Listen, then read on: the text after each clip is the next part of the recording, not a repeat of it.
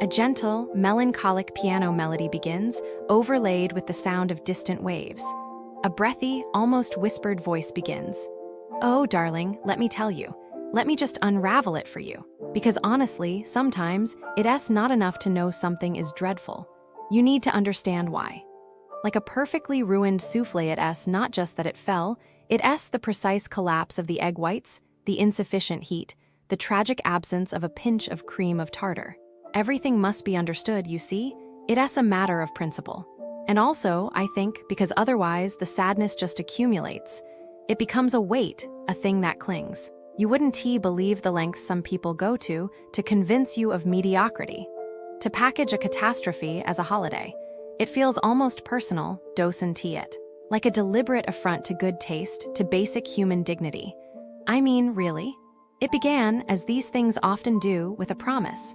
A brochure, all glossy lies and turquoise water. The Ayaz Aqua Beach Hotel Bodrum. Honestly, the name itself felt aspirational. Aqua. It conjured visions of sparkling cleanliness, of refreshment, a sanctuary. How utterly, tragically naive I was. It started subtly, the unraveling. You see, I've been raised with a certain expectation. My grandmother, God rest her soul, used to say, "A clean floor reflects a clean soul." Such a simple sentiment, but deeply profound, wouldn't you agree? It speaks to order, to respect. So when I stepped into the lobby, this atmosphere hit me. It wasn't just dust. It wasn't simply a lack of polish. It was stagnation. The air itself tasted stale, like forgotten regrets. No, there was no air conditioning.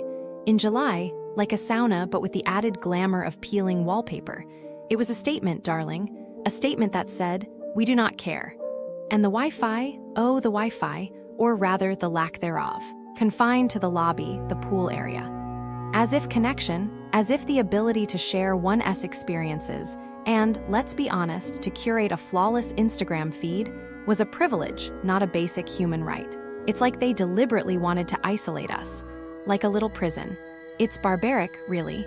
How am I supposed to document my exquisite suffering without a stable internet connection? The piano melody becomes slightly more somber. But the rooms, oh, the rooms, they reeked. Not of the sea as one might hope, but of something ancient. Mold, mildew, a dampness that seemed to seep into your very bones. It was a smell that screamed, "We have ignored maintenance for years, and we simply do not care if you succumb to respiratory illness." The furniture wasn't merely not the best, as some might politely say. It was defeated. Sagging, chipped, covered in a film of something indeterminate.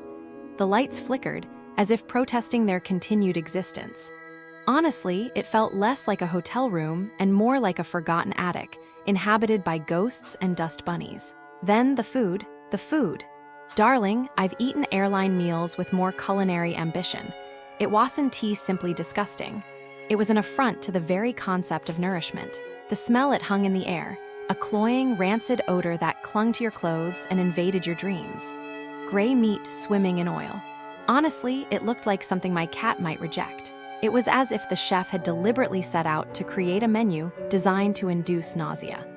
I mean, who serves potatoes, pickled peppers, and artificial ham for 10 consecutive mornings? It's not a diet, it's a cruel and unusual punishment. The plates, dirty, stained, as if they hadn't seen soap in decades. They actually served the food on dirty plates. I am horrified, honestly. And the constant reuse of food. Leftovers, reheated, presented with a pathetic attempt at disguise. The flies. Oh, the flies, buzzing around the open buffet, feasting on, well, everything. It's not just unhygienic, it's deeply demoralizing. It suggests a complete disregard for basic health standards. RDS, a willingness to expose guests to potentially life-threatening illnesses.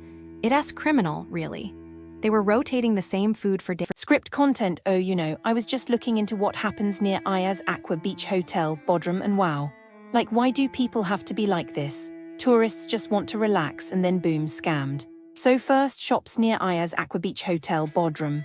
Some of them, they take your card and poof, your money gone. Like this British tourist bought a necklace, paid with card, and 3 days later, her bank calls 2,700 spent in Istanbul. How? They had these little skimming things in the card machine. Police found them, closed the shops, but what about the people who already lost money? They probably cried, called their banks, fought for refunds.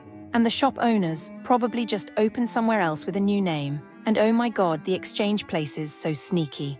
They show good rates outside, but when you give them 500, suddenly you get back only 350. And if you complain, they threaten to call police on you. Like what? These Dutch tourists, they tried to argue, but the staff just didn't care.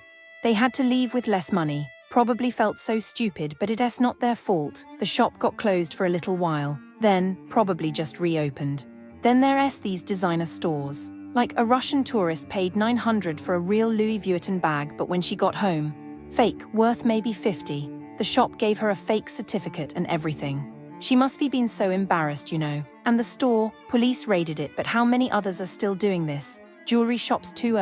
This French couple bought a gold chain, but when they left, the shop switched it for a fake gold-plated one. They noticed, went back, and the staff threatened them. Can you believe that? Police saw the security footage, arrested them, but how many people don check and just leave? And bars, oh no. Menus say one price, but your bill, suddenly 100 for one drink. You argue and bouncers come like, pay or we throw you out. Tourists probably just pay because they scared. And the bars. Nothing happens, they keep doing it. It's just sad, you know. Near Ayaz Aqua Beach Hotel Bodrum, it's like they see tourists and think, oh, free money. And the worst part, most of these places just keep doing it.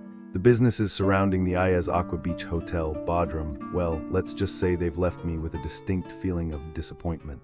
A heavy sort of sadness, actually. It's as if a gentle rain cloud has settled permanently over the commercial landscape, and it's sprinkling disillusionment on anyone who dares venture out. These establishments, collectively, seem to operate on a principle of bare minimum, coupled with a surprising enthusiasm for extracting maximum profit. It's a peculiar combination. It feels as though, in many cases, a sense of genuine hospitality has been replaced by a calculating gaze. It's not malicious, necessarily, just deeply, profoundly tired. Let's start with the shopping. The area's central shopping hub, Midtown Shopping Center, appears to be wrestling with a significant identity crisis. The overwhelming impression from those who have visited is one of neglect. It's not just about a lack of polish, it's a systemic indifference to basic comforts. People are complaining about restrooms that resemble a biohazard zone. Truly, the depths of despair seem to reside within those tiled walls. It's a testament to how little some businesses value their customers, and honestly, it feels insulting. Apparently, they've decided to prioritize charging for parking before addressing fundamental hygiene issues. It's like trying to sell a house with a collapsing roof while simultaneously demanding payment for the driveway. The logic is baffling, and it's not just the toilets. Maintenance seems to be a concept reserved for the quiet winter months when no one's looking. Imagine the frustration of trying to enjoy a summer shopping trip while dodging construction work. It's a comedic tragedy, really. Some visitors even describe the mall as a ghost town with a distinctly unpleasant odor. A ghost town. With a smell, it conjures images of tumbleweeds and regret. One person pointed out the oddly high prices for underwhelming goods, and another flagged a rather disturbing incident at the Decathlon, where they seemed more concerned with enforcing mask rules on children while adults freely smoked. It's a skewed sense of priorities that leaves a very bad taste. It's as if they're playing a very strange game of who can be the most arbitrarily strict. I felt a twitch in my left eye just reading about it. Moving on, we encounter the Marmara Bodrum. Now, this establishment seems to specialize in disappointment, and more specifically in miscommunication, and what can only be described as aggressive hospitality. The core issue here isn't necessarily a lack of luxury, it's a fundamental failure to respect its guests. Many report being charged for nights they didn't even stay, and attempts to resolve the issue are met with rudeness and broken promises. A classic bait-and switch, really. It's unsettling to hear reports of deceptive practices. You book a stay expecting a certain level of service, and instead encounter a labyrinth of hidden fees and unfulfilled assurances. The hotel also appears to have a rather flexible definition of child-friendly, despite actively rejecting families with children. A bit confusing, isn't it? There are also concerning mentions of privacy violations, and even accusations of sharing guest information with outside parties. That detail sent a shiver down my spine. The thought of your personal life becoming public fodder is deeply disturbing. The descriptions of the hotel itself are equally unflattering: outdated decor, a general air of neglect, and an overall feeling of being trapped in a time warp. And apparently the staff can be unpleasant. One review described a receptionist as unrespectful, another mentioned a manager behaving aggressively. It's a pattern of behavior that suggests a systemic issue with customer service. It's like they're actively trying to discourage guests from enjoying their stay. It felt like I needed a strong cup of tea just to process it all. Then we have Kocadon Hotel. This one is simply sad. The overwhelming theme here is false advertising. People are arriving to find rooms that bear absolutely no resemblance to the photos online. Imagine booking a spacious, luxurious suite and being presented with a cramped, dingy room barely big enough to turn around in. It's a breach of trust, pure and simple.